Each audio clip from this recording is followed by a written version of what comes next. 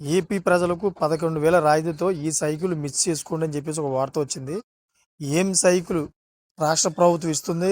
ఏం రాయితీ ఇస్తుంది? అనే విషయాలు మనం ఈ వీడియోలో పూర్తిగా తెలుసుకుందాం.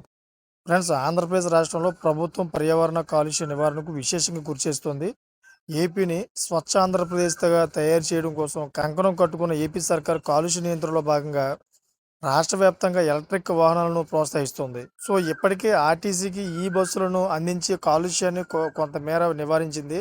తాజాగా స్వర్ణాంధ్ర, స్వచ్ఛాంధ్ర పథకం కింద బ్యాటరీపై నడిచి ఈ సైకిళ్లను రాయితీపై అందించాలని ఏపీ ప్రభుత్వం నిర్ణయించింది. సో, ఈ సైకిల్స్ వినియోగంతో పొల్యూషన్ మాత్రమే కాదు, పెట్రోల్ ఖర్చులు కూడా ఆదా అవుతాయని, ఛార్జింగ్ పెట్టడం ద్వారా సైకిల్స్ వినియోగించుకోవచ్చని చెబుతూ ఉన్నారు. ఆంధ్రప్రదేశ్ ప్రభుత్వం దాదాపు 11,000 రూపాయలు రాయితీతో కేవలం 24,000 రూపాయలకి ఈ సైకిల్స్‌ను అందిస్తుందని తెలుస్తోంది.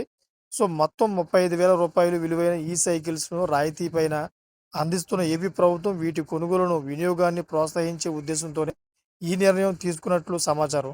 సో, ముఖ్యమంత్రి చంద్రబాబు జనవరిలో కుప్పం నియోజకవర్గంలో ఈ సైకిల్స్ పంపిణీ ప్రారంభించారు. తొలి విడతలో భాగంగా ఉద్యోగులు, డ్వాక్రా మహిళలకు ఈ సైకిళ్లను అందజేశారు.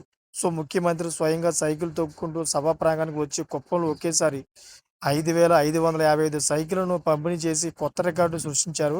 ఈ సైకిల్స్ పలు ఆధునిక ఫీచర్లను కలిగి గంటకు 30 కిలోమీటర్ల వేగంతో ప్రయాణం చేసేలా రూపొందించబడ్డాయి.